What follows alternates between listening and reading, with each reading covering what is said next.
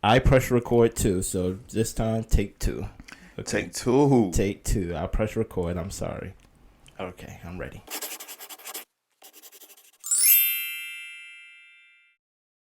Yo. Yo, what's up, man? Welcome back to the Mark Our Words podcast, the official podcast of YouTube. Do you know why I said please don't do that? Nah. That gives me a lot of work to do. Okay. I just wanted the sparkle. You just do the sparkle. Okay, listen on here. some Disney Channel. I'm just letting you know, Final Cut Pro only give me a certain amount of options to choose from. These things you be seeing is like plugins you have to buy. Okay. So I don't even know if I got the sparkles. Alright, but other than that, what's good with you, man? Not much, man. Dude, you have a person for week 2 of Black History Month. Yes, I do. What's up? Angela Davis. Shout out to Angela Davis. Angela Davis is somebody that I knew about, but just started reading recently. I read one of her books in 2020. And I have another book lined up. Okay. And you know, she's big on abolishing prisons. She's, I think, a communist. Okay. And also talks about you know, the intersection between being a woman, so she's a feminist, being black, Yeah. and just struggle and oppression amongst other groups. So she's very big on the Palestine versus Israeli conflict. South Africa with apartheid. So she does a lot of good work around those areas. So, you know, amazing black woman doing amazing work. Nice. My person for this week is Regina King. What? You just kind of just went straight. I mean, like. You said nice. I'm just saying. My person. I'm just saying, like, like cool. Yeah, I'm about to say. Shout out to Angela. Cool. All right. Now, shout out to Miss Angela Davis. man, the great. Should I take a pause, like a dramatic pause, before I go straight into my person? It would have been nice, you know. Let her breathe. Let her get some time in, you know. You're right. Let them digest. Angela Davis, man. Abolish prisons. She was also part of she wasn't a part of it, but she helped a lot in the Black Panther movement. So shout out to the Black Panther movement. Angela Chairman Davis. Fred, R.I.P. Yeah, R.I.P. Chairman Fred, yeah, he got killed. Remember? Oh yeah, the Black Panther. I was thinking about the FBI killed him in his sleep. Yeah, okay. I'm sorry. Okay, I was thinking about the founder, one of the founders. Oh no. I know Huey Newton. He got shot. Yeah. 2 bullets now. Huey's dead. That's what Tupac said. I'm trying to give you your pause still before I move on to my person. Fault, you know, my person is Regina King. She came to mind because of for one, Boondocks. Friday. She was in Friday. She was Ice Cube's sister. Don't remember. Wow. She was the one doing the hair. Remember, she was the one braiding the girl's hair. Well, I can't make you remember, but basically, Boondocks. One thing about Regina King with the Boondocks is that she's very. I didn't know she was the voice of the main character. I was like, whoa, she's really good at voices. But shout out to her. Prayers out to her and her family for the recent tragedy. We send our thoughts and our prayers and wish you well and so forth. But what are we gonna talk about today? You gave me 4 topics. We gonna roll the dice on one. I know what all 4 topics are. I just don't know which one we gonna talk about. And you know this one too. I do, but I didn't press record.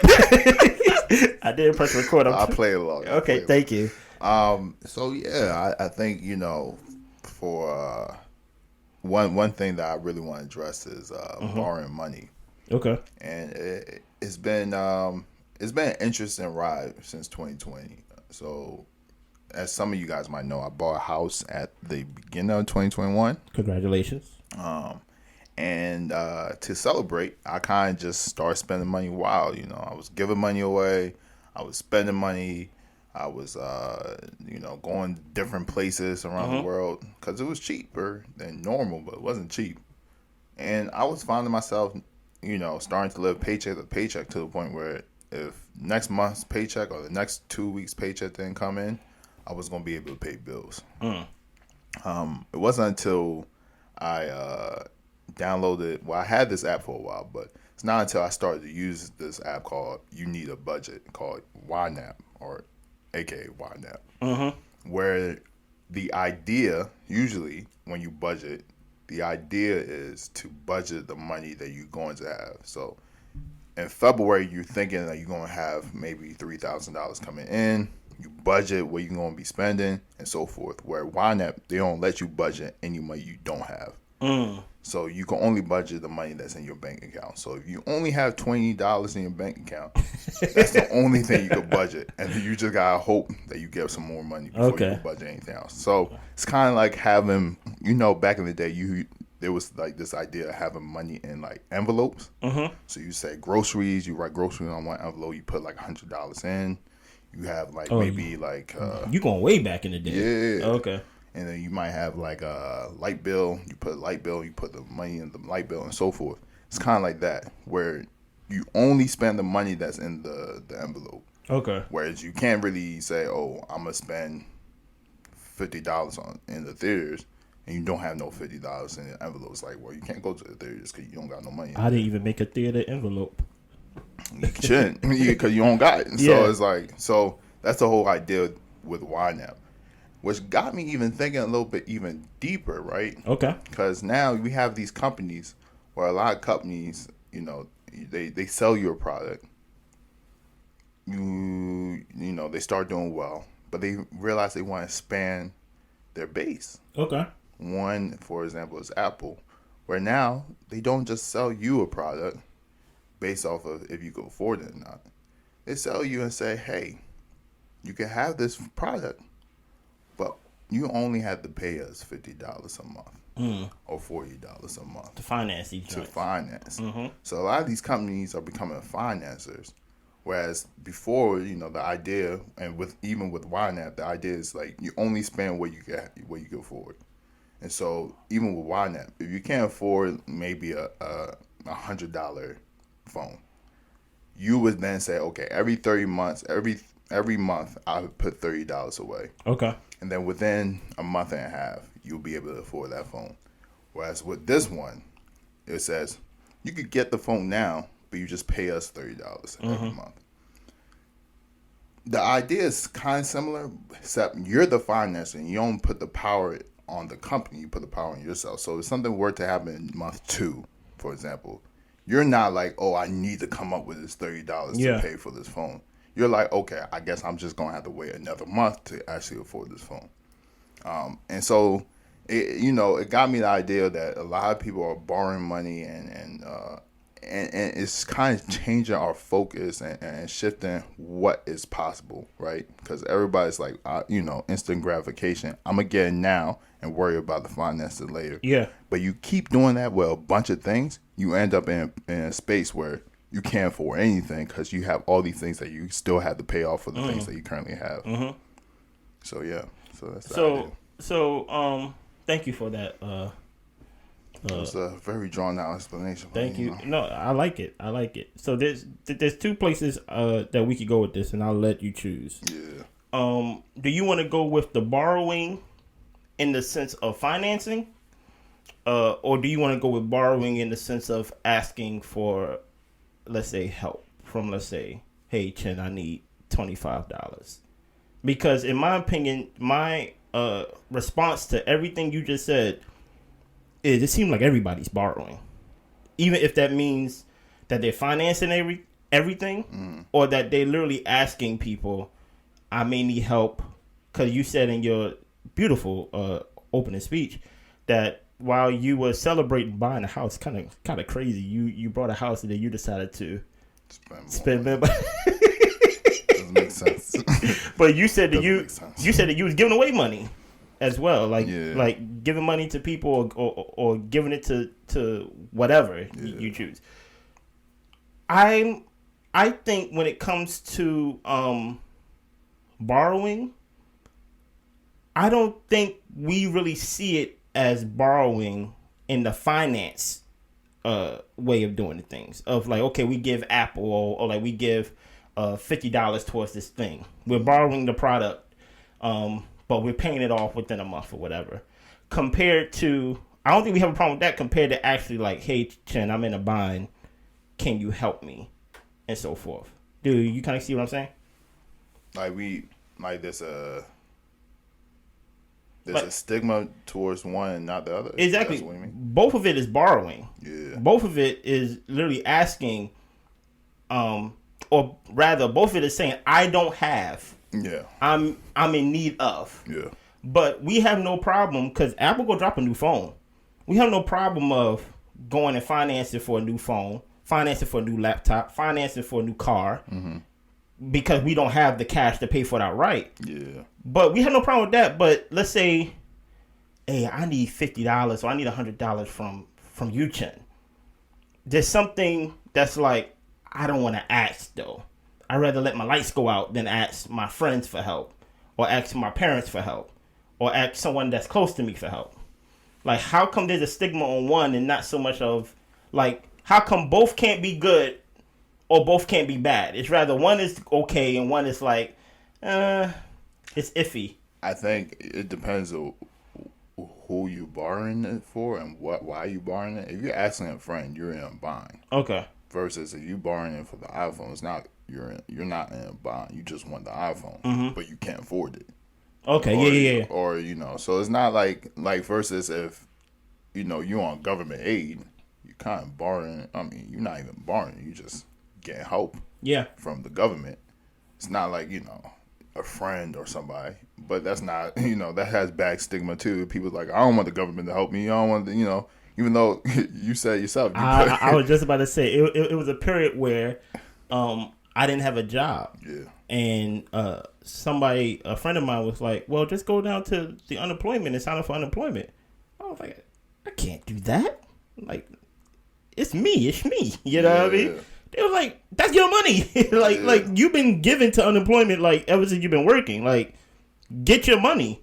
Granted, I still didn't go. I was able to get a job eventually, but it was like, it's just that, like, I guess that I just don't know what it is. It's that stigma or just that societal way of feeling like I'm in need. That's like, I don't want to do that. Yeah, I think it's the need aspect. I think also it's like, because you're in a tougher bind, a tougher situation. Yeah, that hurts a little bit more. Yeah.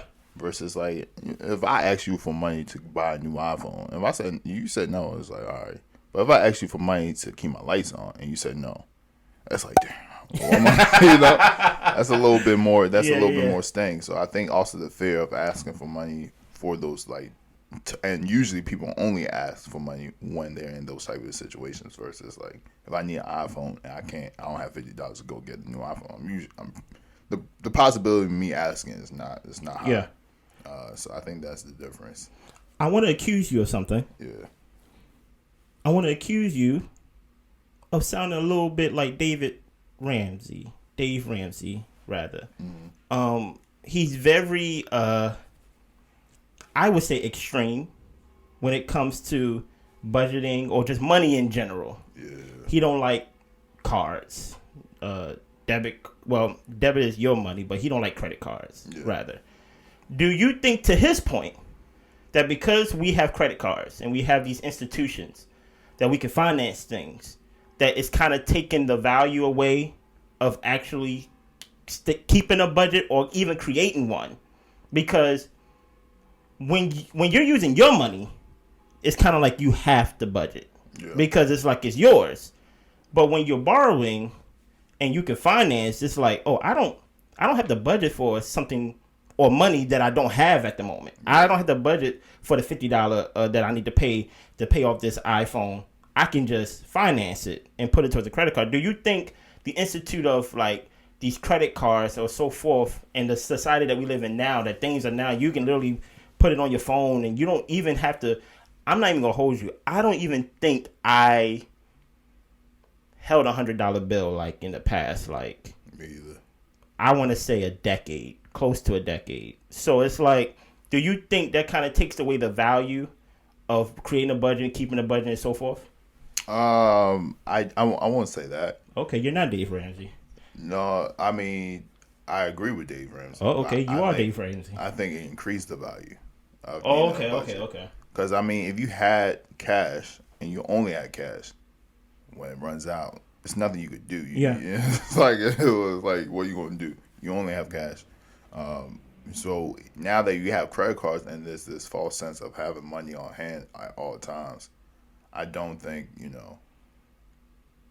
not have a budget means you don't really have a plan, and you have this false sense of always having money. Especially now that there was somebody who said that before she this is not being sponsored by YNAB, but before she started using YNAB, she said that she would look in her bank account and she would see a certain amount of money. Yeah. Not calculating the rent that she has to pay, the car note that she has to pay, all these things that she has to pay. She just saw a big lump sum of money. Mm-hmm. And so she's saying, okay, I'm good. I got money to spend. And then when the car note and the what's called comes up, she's either in the red or she doesn't have enough money for groceries. She straight didn't allocate once she saw the big lump sum of money. And so I think a lot of times people see these lump sum of money and they just think they're okay, not knowing that they have other things to pay for. But how is that possible? Like, you're an adult, and I'm not pointing it towards her, but like, how can you look at something like it has to be something deeper than like, oh, I just don't know how to budget. It sounds like you kind of don't want to handle your responsibilities. It's like, rent comes every month. Your car note comes out every month. Like, you might even got automatic payments on it for all I know. Yeah. I don't do automatic payments. No. That's smart. Actually, I do automatic payments on one thing in my house, and that's because it's cheaper. But other than that, they said, hey, if you sign up for auto pay, we knock off $15. I said, sorry. So I make sure no matter what else I got to pay for, that I have that $60 every month in the bank account. But that sounds like a lack of responsibility. I don't think that has to do with like you just see money as a game. Like, you see the money, you got a car note every month, you got rent every month, you got to pay these things every month. You literally see money as like a tree that you could just go outside and just pull leaves off. Yeah. Because there's no way you can look at that and be like, oh, I really have $1,000, but really you have $472. Well, you also got to understand, right? A lot of people are using their credit cards. So even when they spend the money, they're not seeing the bank account decrease. Oh, okay.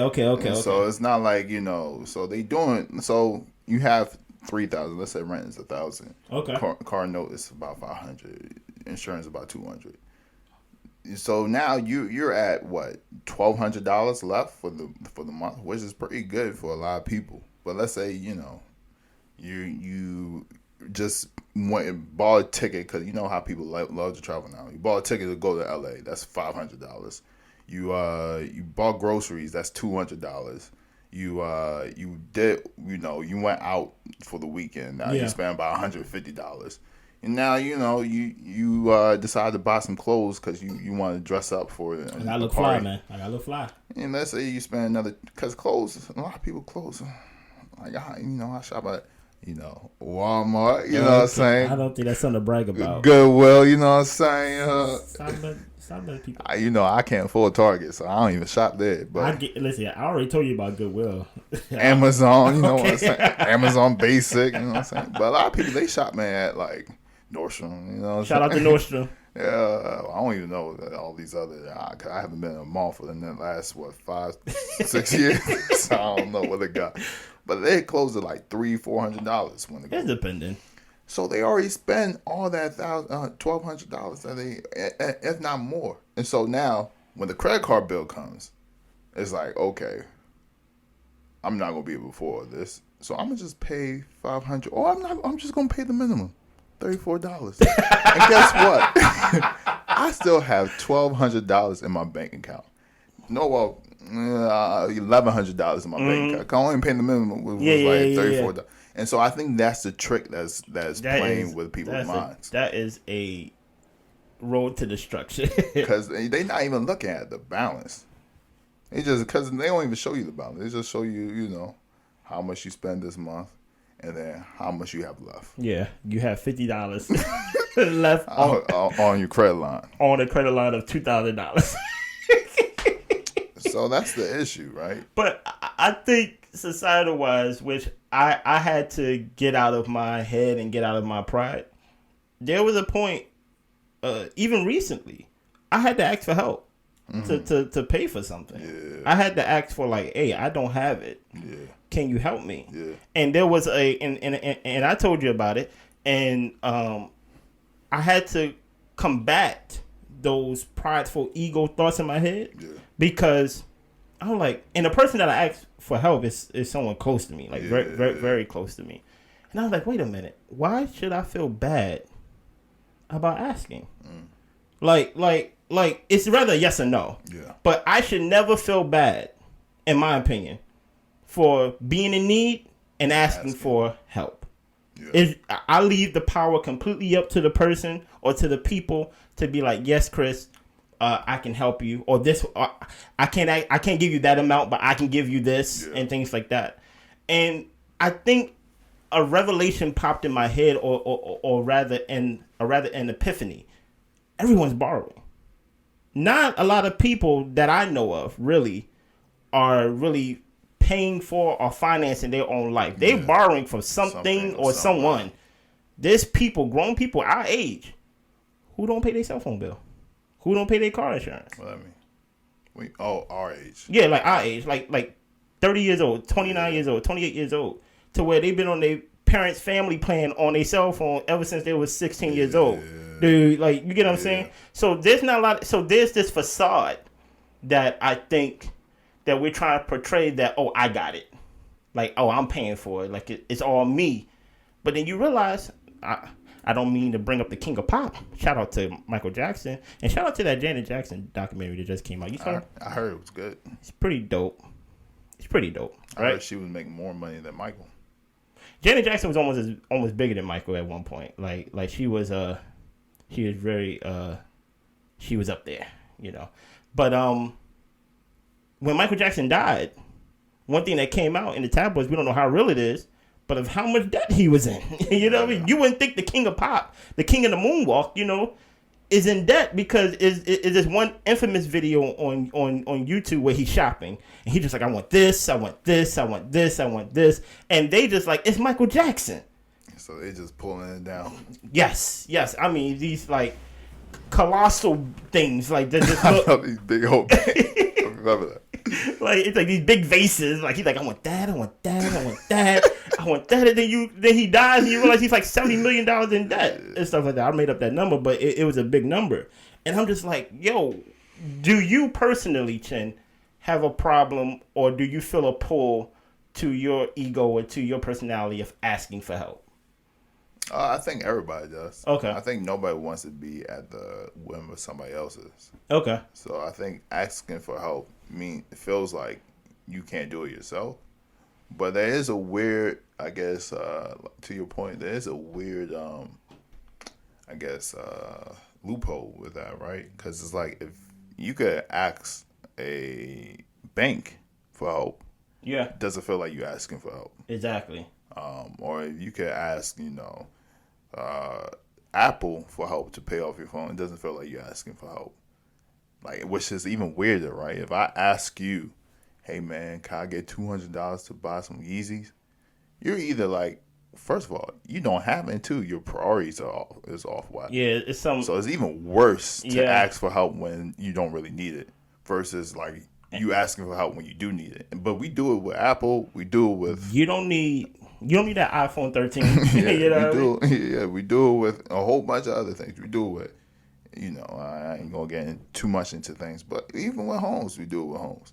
Now there's a whole thing about things appreciate, but we still do it with homes. We do it with cars.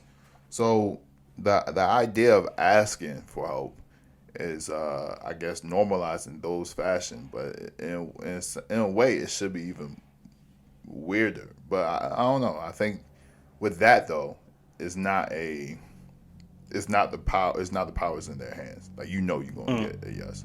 I think a side part that plays into it. That I think also. Go ahead, my fault. Let's say you was a multi-millionaire. Okay.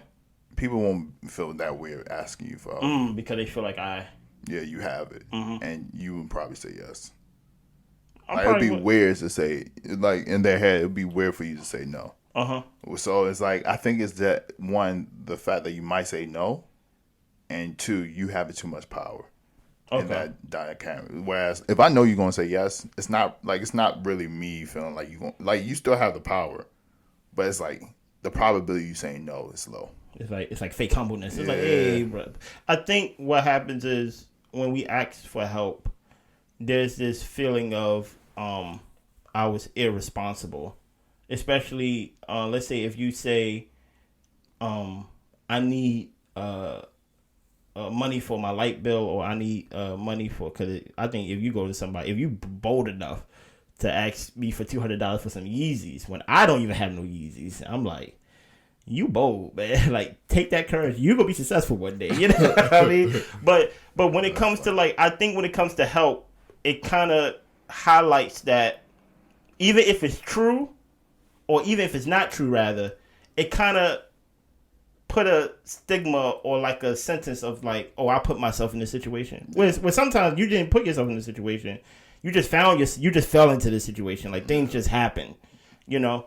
And I think whenever you say, hey, I need money for rent, or I need money for lights, it highlights the I can't do it, and things like that. But I don't know what it is. The more I look, especially on social media, I think social media is really the lead cause of a lot of things that is right and mostly wrong in our like everyday living society of how we view life.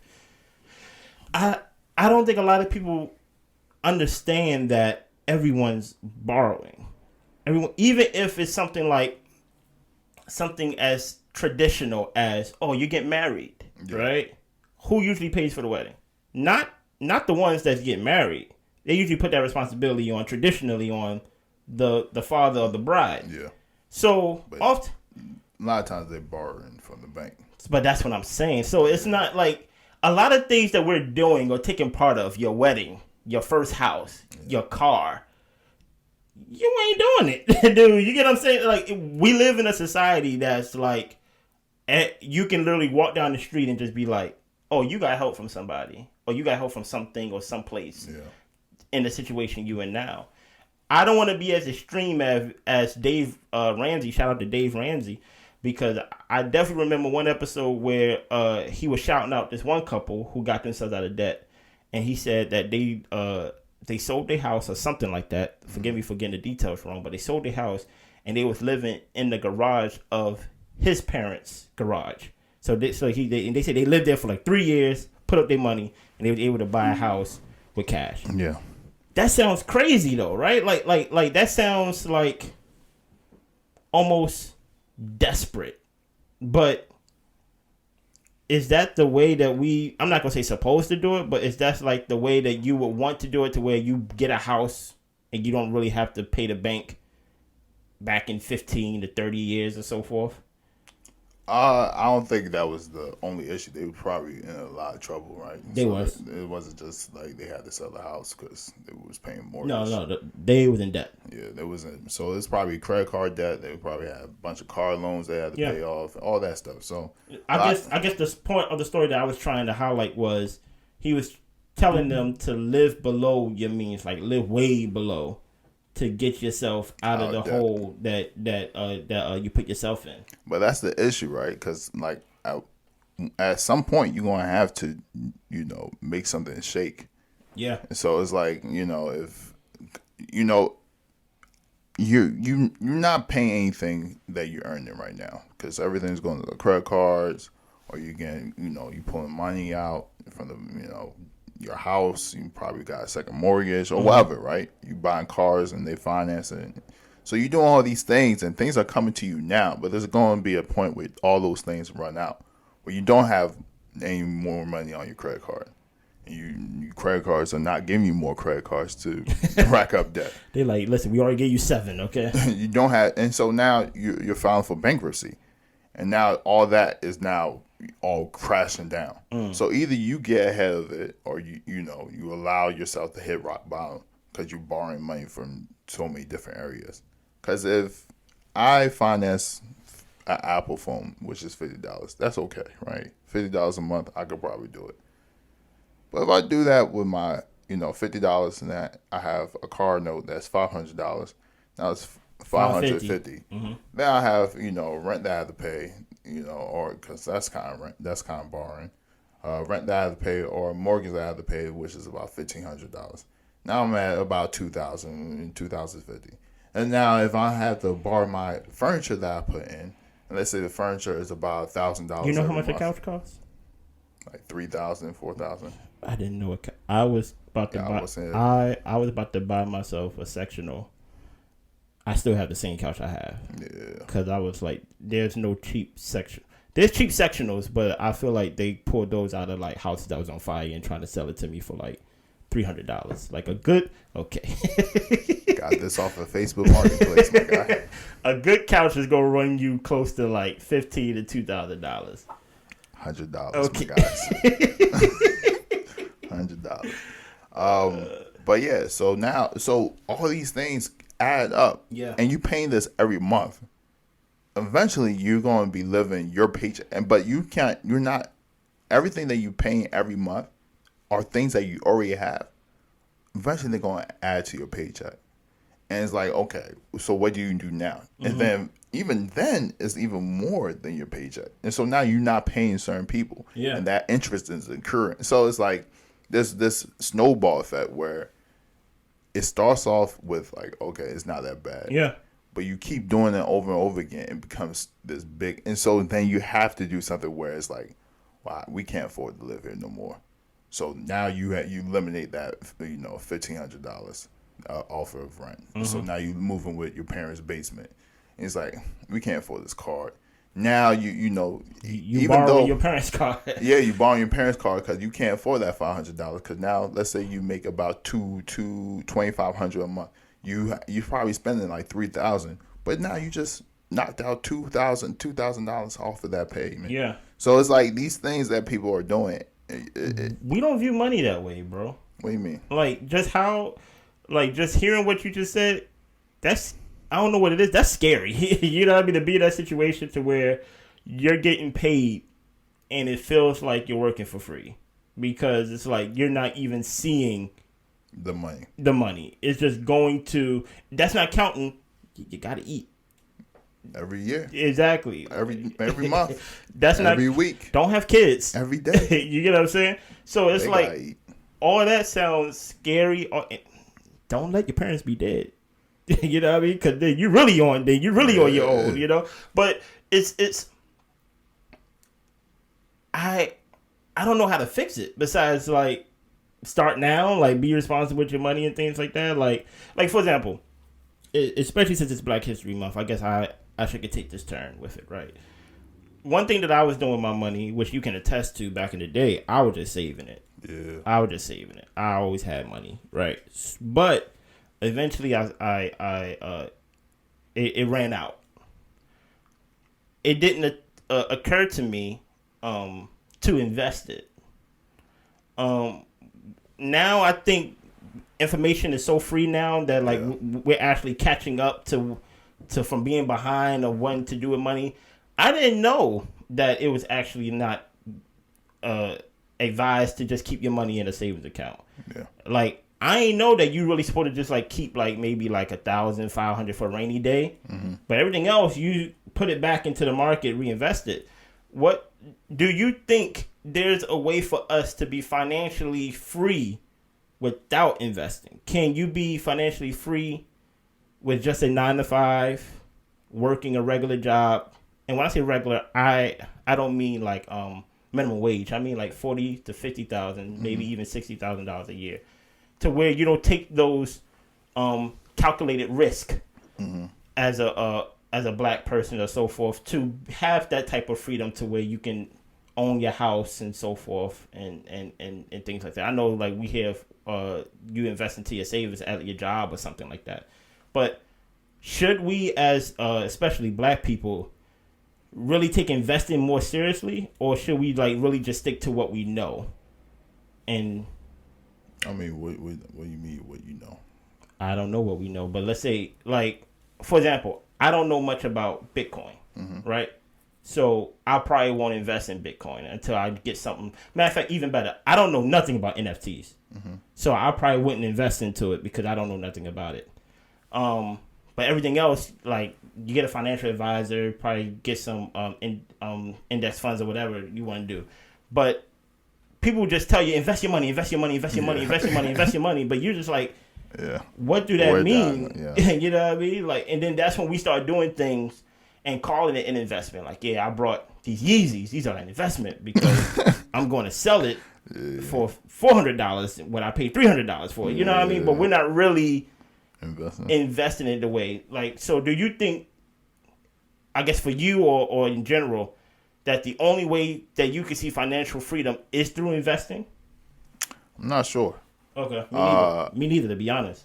I think it's a combination of living below your means and investing. But I'm not sure if investing is the only way because, like, eventually you got to pull that money out. Like, there's this idea, right? Because, and the reason why I'm bringing this up, because people talk about investing, but they never talk about how to live off of your investment. Like, what does that look like? How much money do you need to invest? How long do I invest for? How long do I invest for? And do I ever invest all my money? I mean, do I ever spend all my investment at some point? There's the idea that you pass it to your children. But hopefully you live till 80 years old, 90 years old. Your children are going to be 60, 70 years old around that time. You know, maybe 50. But it's like, why would they need your money then versus when they need it in their 20s or 30s when they start in life? So this whole idea of like investing your money and then not spending it until you're 60, 70 years old is weird to me. So I'm not sure if that's the way. But I do think, you should have you should have a plan for retirement. So that's where investing comes in. But you should feel comfortable that if things were to go south, that the way you live in is manageable for a time being. And so I think that's the combination. Living below your means, so worst case scenario, you're able to stay afloat. But, you know, best case scenario, you know, you're living below this means, which is a choice. And then 2, you have money to invest. So when you do retire, you don't have to work if you don't want to. Yeah, and I think you hit the nail on the head on one statement you said because I was talking to my brother-in-law, and he's I think financial advisor is his official title. And we was talking about money, and I thought I was hitting the right answers. Like, I was like, yeah, I saved my money and da-da-da-da. He was like, it's just sitting there. And I thought, even with investing, that I said, well, I just invested, and I just, you know, I'll give you an amount, and I just keep doing it. But the thing you just said kind of bring back to a statement he said, to where you was like, well, how long do you invest for? Like, when do you pull it out? And I think he helped me in some fashion understand like money is a tool. And he was like, hey, why are you saving for that long? I'm paraphrasing. I don't want to misquote him. He said, why are you saving for that long? You may want to buy a house. You may want to put that money out to put a down payment on the house to get the things that you want. You get what I'm saying? It's like you don't want to be the guy that just save all money, invest his money. Oh, I kept my money and I had a financial advisor put my money away, invested for 20 years. I haven't touched it one time. I'm a millionaire. Exactly. But you still work at security. There's people like that though. Really? Yeah, there's people. I remember there was a story they did on some Baltimore security guy. He did put all his kids through college. Shout out to that. Fully paid for. So that's one good thing. But he's a millionaire working security. And they said, you know, how you even start. He said he read his book when he was first starting because he worked that job for like 20, 30 years. Shout out to that. And but he read his book and he started listening to the book and he just kept investing, stayed below his means. But then eventually it's like you have to live life, you know? It's like, you did what you had to do as a father. You put your kids through college, you pay for them, and, you know, hopefully you help them out to start life. But then it's like, when do you get to live life? Unless, you know, you're comfortable being a security guard, and a lot of people are. And a lot of people like what they do. They might not love what they do, but they like, you know, their job, and even though it doesn't make sense for most people. Yeah, and maybe it's not his story in the sense of like I know some people personally actually that just scared to touch their money, so they rather leave it with professionals and let them and basically they just say as long as I can pay my mortgage or pay the things basically that I'm not without. They don't really grow or do anything outside the box. They just like, hey, my money manager or my manager or whatever handles all my finances, because I guess they feel the fear, or maybe they know themselves. I don't know. I gotta ask that they feel like if I was to withdraw $2 million in cash, I'm gonna buy a yacht. You know what I mean? It's like eventually, I think to your point, if you're saving for a rainy day, and that rainy day don't come in your 50s, it don't come in your 60s, it don't come in your 70s. I mean, but how long you think the rainy day gonna last? So how much you really need for a rainy day? Yeah, so it's not like you save for a rainy day, you keep that in your bank account, but then it's like, what else you investing for? You invested for your kids. Okay, how much do you think you need for your kids? You invested for your retirement. How much do you think you need for your retirement? And then your goal should be to die with no money. Really? I believe so. Like, I don't think you should, You ain't giving all your money to your children? They're 60 years old. They should have money growing themselves. Unless I was a terrible father, I didn't teach them how to, like, how I have all the money, but my kids don't know how to save money. Like, I ain't really passed down the knowledge to help them. Yeah. No, so I think everybody's goal should have no money before they die. Like, what's the point of having all this money just to pass it to your kids? You have your houses. You can pass that to your kids. You have probably buy land if you're rich or something. Yeah. You can pass that to your kids. Your knowledge. Hopefully you was able to put them through school or even give them a path towards school. Cool. You did all these things. Why you need to give them money? I think Steve Harvey said it in one of his episodes. He said that he told his kids that he's not giving them no money. He said that he's only going to give them, correct me if I'm wrong, Steve, 5%, maybe a little bit more. He said the other, I'm spending it on me and my wife. Yeah. like that's like basically now since you put it that way, it's like you work hard. Just for me to die and give it to y'all. But you love your kids. Let's not just say y'all as if they're strangers. Like, I work hard. Okay. To die and give all that money to y'all. Y'all not struggling? If I was, able to work hard and save up all this money, y'all didn't struggle. So I might as well just give it to people who did struggle. I'd rather do that. You rather just give it to charity? Charity, people who don't have. They're gonna sue the charity. Who? For you giving their will money to them. Oh, then they definitely not getting nothing. Oh, okay. If my kids sue, I'll be wild. If my kids sue the charity. Shout out to Secession, man. I'm paying. I'm paying the charity's lawyers. I'm getting the best of the best to beat your kids. Yes. Okay. Y'all wanted to take what? All right, lawyer up, lawyer up, Junior. Lawyer up, Junior. I'm gonna take everything y'all got. Okay. The money y'all save for your kids, it's gonna be mine. Okay, that's a little evil. But is there anything else when it comes to money, borrowing, how we view money? I really think our generation, and even the generation after us, I think there's just so much knowledge out there. We're not even just like. I read some tweet months ago about this woman who increased her salary in 1 year by job hopping.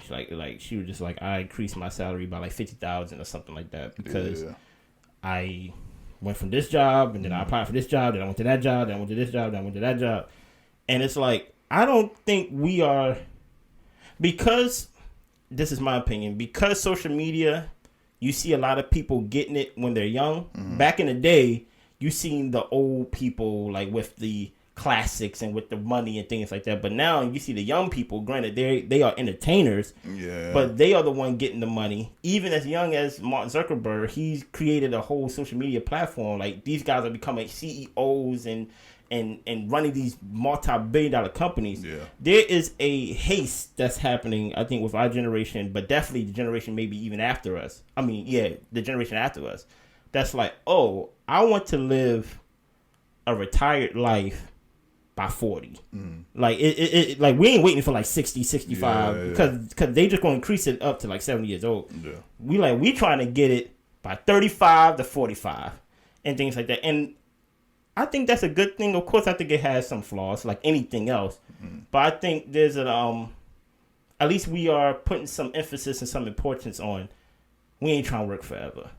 You know what I mean? Like that's like, I think to your point, you always say we seen our parents do it and we're like, nah, we ain't even cut out for that. So we're not even going to try to attempt that. You know what I mean? We just want to do, even if it's something that just being a contractor, like I'm just not going to be like to a company like you got to pay me more and I don't really work for y'all. You know what I mean? So it's just weird. Yeah, I agree with you. I think, this generation, not our generation, but the younger generation, Gen Z, they're probably the youngest. They probably got the youngest, most multi-millionaires ever. Like the amount of millionaires at 19, 18, it's 17, 20, 21, 22. Like even the rappers are way richer than the rappers, from when we was growing up. We thought them rappers was rich. You got these rappers, they all got these like glistening watches and glistening chains. They wearing 2 watches at once. 2 watches at once. And they buying these expensive watches and then devaluing it by putting all these crystals on it. That guy, you have to have money. But who knows? They might be borrowing that too. But the whole point is people would say, well, they're getting the money and they blowing it faster than everything else. But it's like, they're getting so much money though. It's crazy.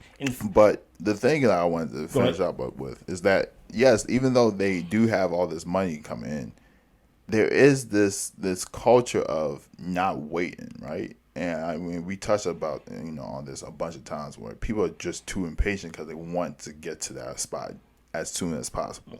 So you have things like Fire Fest, or whatever that person's called, where they're trying to do like a festival in 8 months. Or 6 months and never done it before. It wasn't. I don't even think it was that long. People are not starting small with it. Like, let me just try this first, block see how party. that goes. Yeah, a block party, and then maybe I do like a citywide party, and then maybe I do a party in one of Pablo Escobar's private outlets. Maybe that's I think it's a beautiful thing that they could dream big and think big and believe they could accomplish it, but what ends up happening, a lot of people fail because those small beginnings is where you really get that work and really get that knowledge. So I think, yes, in a way, and taking it back to money, I think, a lot of these people, they want to live these type of lifestyles without really putting the work to live those type of lifestyles. So that's why you have this continually borrowing money type of energy. Like even with the rappers with all these watches, most of those rappers are probably financing a lot of those watches because they want to be like, a Drake, exactly, or a Jay-Z, or so forth. So, but hopefully we all get to where we want to get to. Hopefully, as soon as possible. If possible, it's 50 years old for you. That's good. If possible, 36, good for you. For some people, it's 19. But we'll see. Yeah. Blessings, man.